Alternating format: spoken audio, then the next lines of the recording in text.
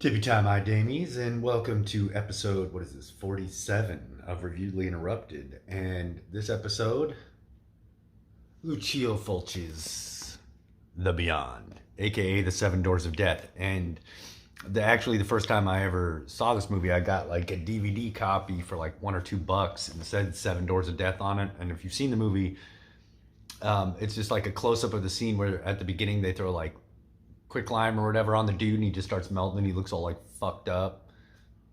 They like, I saw that and I was like, I gotta see this, you know. And it was still at the very beginnings of me getting into Fulci. Well, like, let's take a look at the physical media. This is the Grindhouse 3-disc edition with 2 Blu-rays and a soundtrack CD. I love that Grindhouse did the bonus CDs. I got like Pieces and Cannibal Holocaust. You know, they come with the bonus CDs. I gotta check out if there's more editions and everything, because like, even though like Arrow and other companies like release like great editions, I would get like the Arrow edition of this movie and also like the Grindhouse one, just because it's like they're both great editions. So this would be one I'd look into the Arrow, but we're gonna look at this Grindhouse releasing. You know, and it's got the little booklet. It doesn't have a whole lot of extras. There is like a poster. I'm pretty sure I think that came with it. Does it say on here? Since I'm so good, it doesn't say if there's a poster. There might have been a poster with this one, and like I have like a bunch of like little posters that came with movies that I stuck off to the side. That eventually, once I get like we get a bigger place, I'm gonna have like all my little movie posters up around and just have like a chill spot. All my movie collection. Like, eventually I'll get it from the West Coast to the East Coast and it'll be on like Donkey Kong. But yeah, you know, it's got a nice little setup here. Just got the fucking, there's the 2 discs and the little booklet that kind of talks about stuff. It's one of those type of little deals, just kind of like somebody talking about the movie. And on the very, very inside, which I think is cool, that is on I think it's on some of his other ones too. It's got like a filmography for Lucio Fulci, so you can kind of check out, like, if you don't want to get on IMDb, you can just peruse through that and kind of get into some more of his films and stuff. Yeah, you see right here. Where are you? There you go. Beyond, a little bonus CD.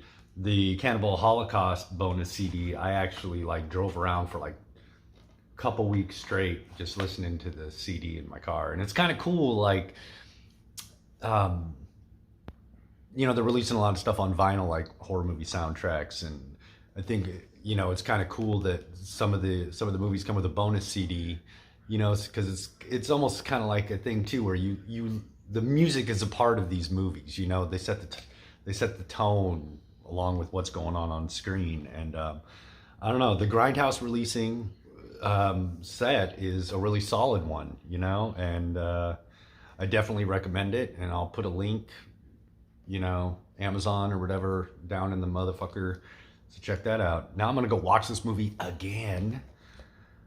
Oh, I love this movie. Such great kills. And I'll be back in a little bit to talk about it. So here we go.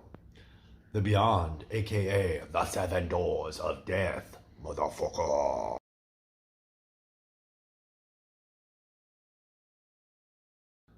Well, I tell you what, this movie is enjoyable every time I watch it. I love this movie. All the gore and everything else, you know. Oh, yeah, I got my drink real quick. But, you know, if you're already a Fulci fan, then you know there's gonna be tons of gore. Like, the effects are practical. You see a lot of stuff that you're like, oh, that's obviously fake. But since he pulls no punches and goes just straight like full on 10 to the max, like his violent deaths are great. You know, I mean, of course the first one, you know, guy falling off. Well, no, the very first one, just that opening scene is so just like hardcore, and you're like, if you don't get the feel of the movie from that first scene when they take that guy and they're like whipping him with a can of nine tails or something, and then they throw quicklime on him and he's just like dissolving and everything. If you don't get the feel of the movie from that first scene, then I don't know what the fuck to tell you. What did you like? If you really thought that after that, all of a sudden it was gonna be like, well, I guess it's rainbows and purring kitties after that, because where can you go after that? Lucio Fulci. You can go very far, and you can keep going with it, which he does, you know? Like, that first scene, I remember, like I was talking about, I wish I had it here so I can show my little DVD, the first glimpse at The Beyond, aka The Seven Doors of Death that I got, the little DVD. But I remember when I first watched it, I was like, oh shit. And one thing I want to say is watching it in HD, like, people can say like, you know, the upscale to the HD Blu-ray from DVD is all right, but it's nothing to write home about. Sometimes true. Other times, especially if you've gotten a copy that like the transfer to DVD wasn't optimal, and so then you get it on Blu-ray, it's like, it's a world of difference, you know? And a lot of these older movies, especially like with the Texas Chainsaw Massacre, watching it on Blu-ray, Evil Dead, I'm looking at some of the shit, even Night of the Living Dead, watching that on Blu-ray, the clarity, it just makes it still looks old, but you get this clarity, and it's just vivid and more like, and so like watching it in HD is so much fun. Like, his movies are just so great. I got most of his movies I got on DVD, you know, I'm looking like Blue Underground copies, like, but definitely want to, you know, upgrade to the Blu-ray like with this. And like, I don't know, let's talk about some of the deaths. Well, let's just jump right into that. Like, of course, there's the big one, like the one I talked about, but then the tarantula death with some nice eyeball violence. There's 3 cases of eyeball violence in this movie. Let's take them off. First one, Joe the plumber. Well, Joe the plumber, guess what? Your eyes are getting ripped out of your fucking head, and sure enough, out of his head they come.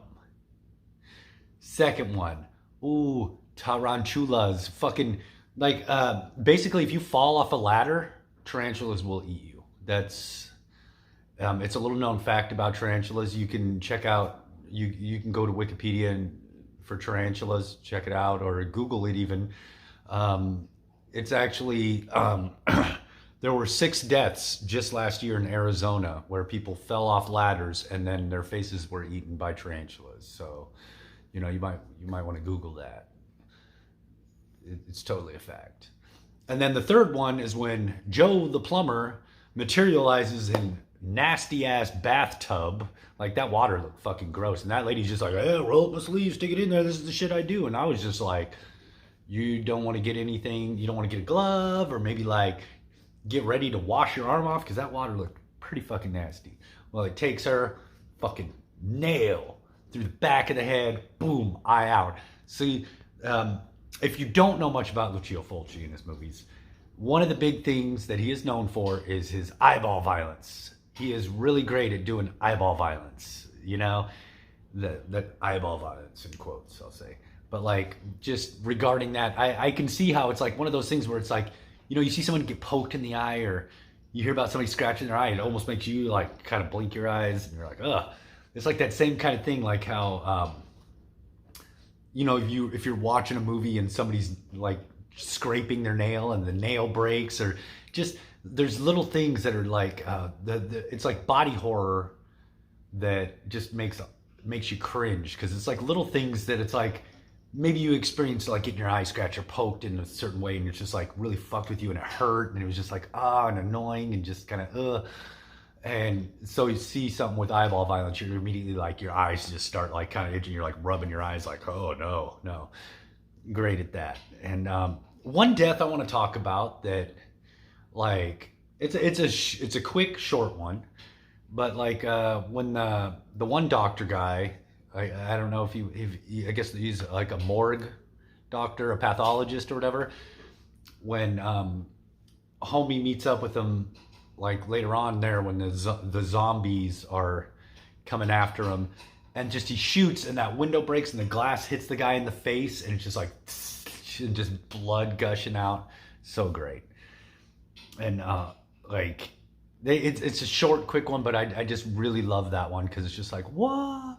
You know, it's almost something like he did in City of the Living Dead, where the glass hits the wall and the wall bleeds. But this one, we have a guy in front of the wall and he bleeds.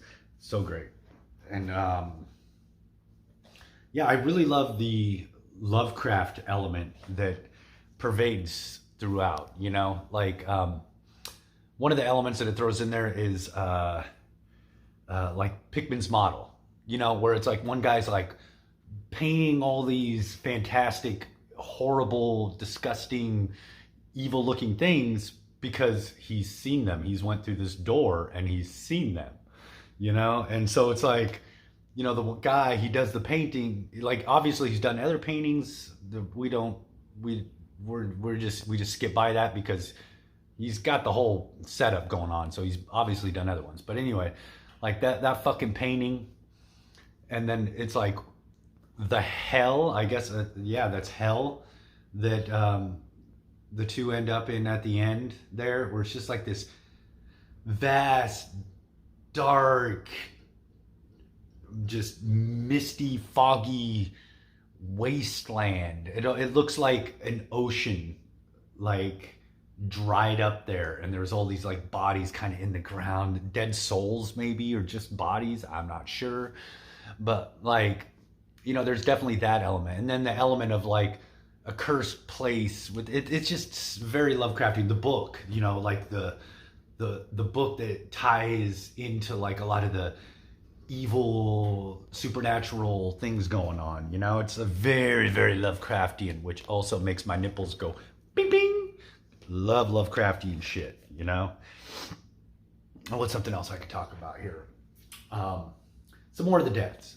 Like you watch a Lucio Fulci movie, you're watching it for the movie, but the deaths, man, just like the effects and everything. Like when the mom or like the wife of Joe and the mom of the redheaded girl, when she like has the acid fall on her face and it's just dissolving her face, and just the pool is going outwards mixed with like blood and probably like fleshy tissue and the acid, and the girl's like, oh shit, you know, like that. And then, okay, we got to address the elephant in the room.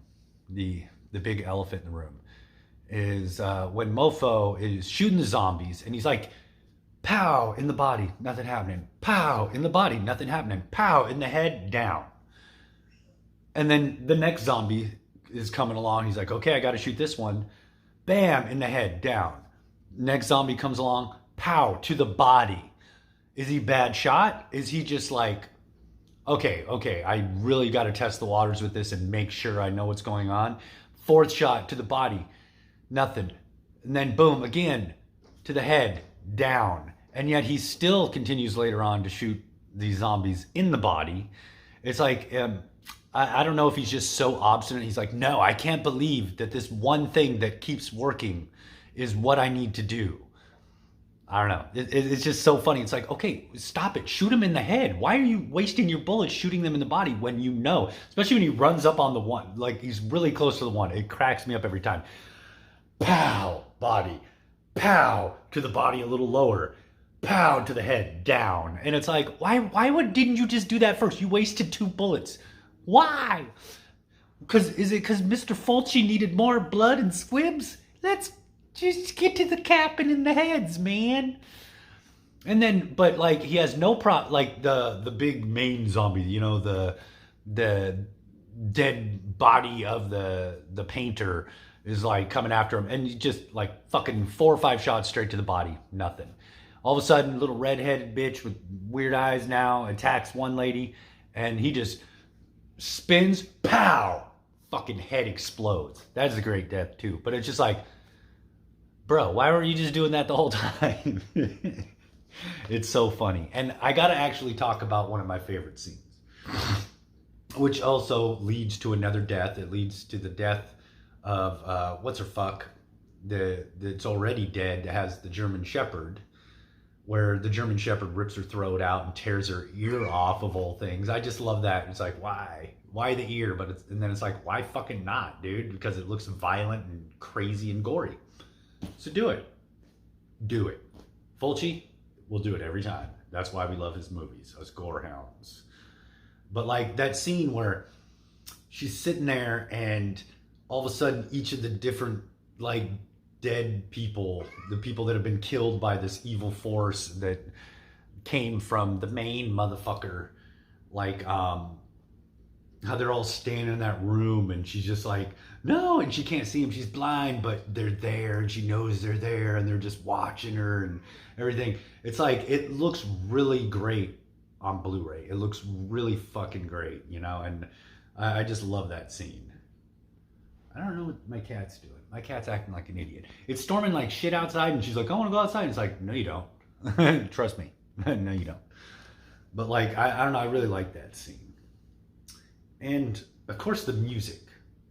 You can't talk about like these older movies and not talk about the music. I really love like just the soundtrack to this one. The main theme, that piano, which I know that like in House by the Cemetery, there's more like that, just simple piano line that builds and all this other kind of stuff. But like fucking it's just so great. And then the funky, jazzy funk, progressive rock soundtrack shit that goes on in it. It's very like how Argento with Goblin, like a lot of that kind of music where it was just like of the time, where it was like Italians were like, listen, we got shit going on and we want something with a beat. We want something that's like, you know, kind of bigger than just the funk, but it's got to have a beat and it's got to be cinematically funky. And so they do that. And it's just, the soundtrack's great. It'd be kind of cool to like pop in the soundtrack at some point and just kind of fucking check it out and listen to it as a chill dealio.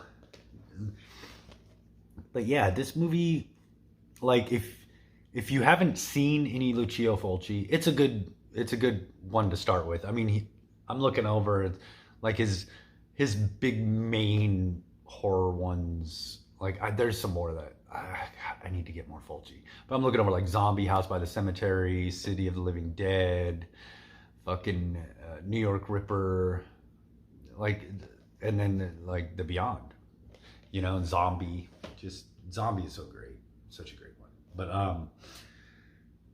if you don't know much about like 80s Italian horror, but you're a horror fan, you want to get into something, you want to kind of check out some retro stuff, like, you know, I would say this is maybe the silver era, not the golden era, maybe the silver era of like horror. Because like this is around the time, I mean, I was thinking about it earlier. World War II happened, 40s, and then we keep going. Things are kind of getting a little shittier and shittier. And then all of a sudden Vietnam War hits, 60s, 70s, goes up through the fucking 70s, and then Cold War. Just like a lot of things were getting kind of shitty. And then, you know, horror kind of evolved with it, you know, where it's like, of course, back in the 60s, you had like Herschel Gordon Lewis, you know, the godfather of gore, you know, with Blood Feast and all that. But it wasn't up until like, you know, maybe like kind of early 70s, things started taking a turn, mid 70s. And as things went on, they got like gorier, more violent and everything. And just like the real, I would say, beginning of the modern era of the real horror happened at like, you know, when the 80s hit. You know, I mean, so much shit came out in the 80s, you know. Yes, there were some great slashers and horror movies that came out in the 70s. But when the 80s hit, it was almost like gloves were off, you know. And fucking Italy, they were like, yeah, we're in. And a lot of like cool just zombie movies, cannibal movies, all kinds of shit coming out of Italy. And Lucio Fulci, he's one of the main motherfuckers, you know. It's like if horror had a big four. Like it, and it was like the Italian big four of horror, like Fulci, is one of those motherfuckers for Rizio. And this movie is a great one to start if you want to get into it. And it's like, if you're already a Fulci fan, then you know what I'm talking about with The Beyond. You know? Like, it's one of his best. What else can I talk about? Well, what else happened in this movie that would be like really interesting to yap about for a second before I switch gears and say, all right, I'll talk to you in a little bit about the special features, because I'm going to go through the special features and yap a little about them and see if there's any little tidbit nuggets that might entice you to go out and also get a copy of this badass movie. Let's see, what's a, like, there's just, it just keeps going and going, and it's great. Like, what else can I say about this movie that hasn't already been said? Like, I do like that it takes place in Louisiana, as they say, Louisiana. You know, it's it's a neat location spot to just kind of like be like, you know, on the swamp. You know, you got the voodoo and all that kind of shit. They don't get into voodoo and everything because that's not what this movie's about. But, you know, just like the atmosphere, you know, where it's like,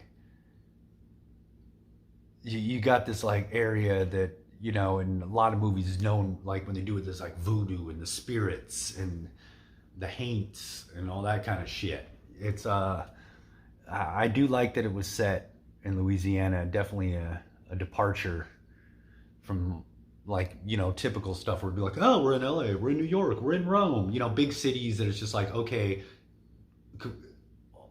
automatically recognizable and everything, throw in all the fucking typical sites and, you know, so to put it down in Louisiana kind of a way, it was really cool, and I like that. And I like Fulci's little popping up in his movie thing like he likes to do, like he's a little Hitchcock motherfucker as the keeper of the library in records.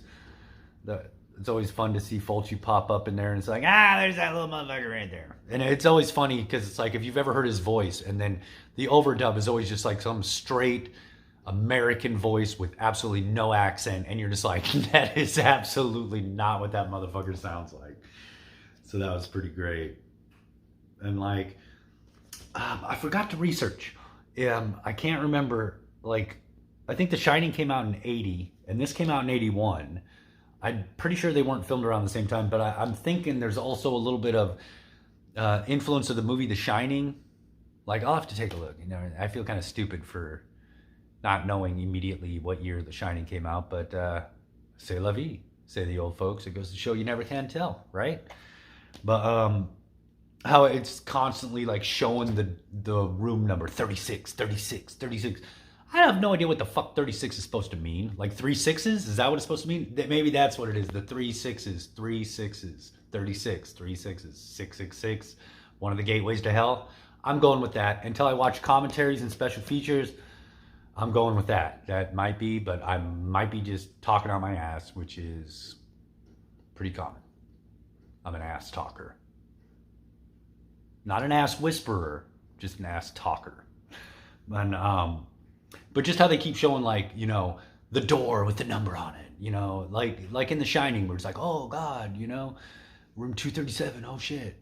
It's almost like it's doing like the same kind of thing there, where it's like there might have been some of that influence. But yeah, this is an absolute classic. It's a horror classic, and especially if you're new to horror and you want a wider palette of international horror, like old school stuff, like, okay, well, what were some of the roots of what's up now? Like Lucio Fulci is one of those guys to go check out, and The Beyond is definitely one of those movies to go watch. It is so fun. I mean, why else would I get it on this lovely Grindhouse 3-disc edition? Because it fucking rocks. So now I'm gonna like plod through some special features. It's gonna be pretty cool. I think it's got how many? It's got one commentary, a bunch of interviews, I thought I had like another. I thought I had a couple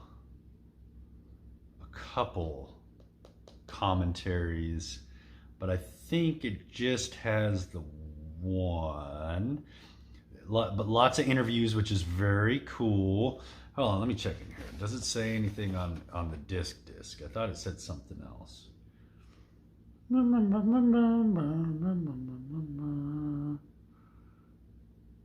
No, just that one commentary, but it'd be cool. Like, I'm gonna watch it with the commentary too and get the take, because it has Catherine McCall and David Warbeck. They do the commentary on it, and it'd be pretty interesting to hear the actors talk. So yeah, I'm gonna go watch the special features, get back to you maybe with little tidbits and everything, and yeah, the Beyond continues from now to beyond when I watch all the special features. Holy shit.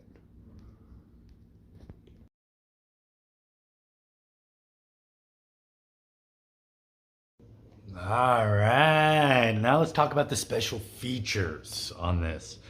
So I went through and I watched all the special features, all the interviews and all that other kind of stuff. Here, let me fix that. Oh my God, look at that. There we go. Now I can sit back and I'm right there in frame.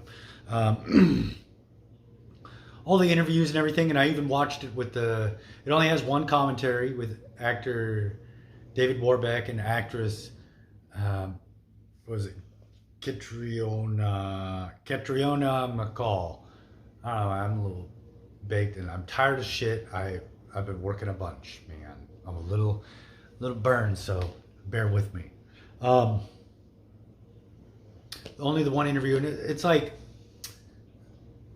if you want to dive more into the making of this movie, and there are some great interviews where it's like, it's very eye-opening, the making of the Beyond that you piece together from all these interviews, and it's super fucking interesting. I learned so much, and I was like wowed.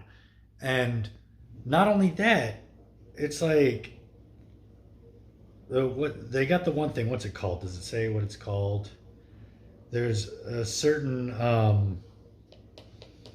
kind of interview section where it's a bunch of interviews together with even like Fulci's daughter and like the makeup effects artists and everybody in there, and it's a real ode to Fulci. You know, it gives you a picture of him, because there was the Fulci that everybody's heard about that was the tyrant on set, but there was also this Fulci that, like, if you were friends with him, you were in with him. He was just this amazing, funny person, just great to be around and everything, real friend. And so it's like, if you really want to like know a little more about Fulci from people who were friends with him, worked with him and everything else, and also if you're just a really big fan of the Beyond, aka the Seven Doors of Death, then these special features are really great and really worth it.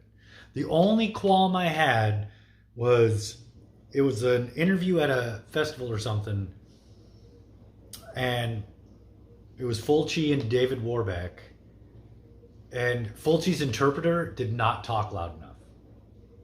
It was like he was mumbling and you couldn't hear him. Like, you had to turn the volume way the fuck up, because like you could hear Fulci, and if you don't speak Italian, you might as well be speaking Greek. You have no idea what he's saying. And you could hear David Warbeck fine. You could hear the people in the fucking audience that were asking questions fine. But for some reason, the goddamn guy that was doing the interpreting for Fulci, I couldn't understand him and hear him. I don't know what the fuck it was. But really great, the interviews, especially the ones at the festivals and everything else. And that commentary with Catriona McCall and David Warbeck is just so great.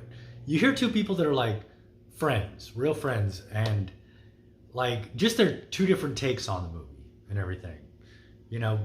They both love the movie, but Catriona, not a fan of like the real gory shit, and you can tell. And David, just having done so many Italian films and like gore stuff, he's like, yeah. And it really must be said that, at the end near the end of his life there, David Warbeck was really sick with cancer and everything. That motherfucker, just with the interviews, you could tell that he was so happy with his, with what he's done with his life, his acting career and everything else. He had so much fun, so much enjoyment. He was cracking jokes still, and you could hear it in his voice that he was very sick, you know, but he was still so jovial. And it's just like, there's something about that that's just like, it's really cool. And I don't know much about a lot of his other work, so it was really cool, and it makes me want to look into more movies he was in, because he was in a lot of Italian movies back in the day, westerns, horror, this, that, whatever. But the special features in this Grindhouse edition are really, really cool. And if you really, really like the movie, and you like pick up this copy, which is a very great copy of it, definitely, if you want to learn more about it, you will get some insight into the making of the movie, and it's really great, and I enjoyed it a lot. So yeah, that's that. It's been really fun watching The Beyond and going through all the special features, and just getting like totally immersed in The Beyond. I went balls deep in The Beyond, is what I did. I went balls deep in The Beyond. And on the next episode, whenever that may be, it'll be down the road, I'm going to do Brian Usena's Society. Yes, that's going to be a fun one to do. That's down the road. That's next episode. So, Wadata and Tippy Tai and Kappa Chow, and thank you for chilling with me and checking out some shit about The Beyond. And yeah, until next episode, yeah, balls deep in The Beyond, baby. Balls deep in The Beyond.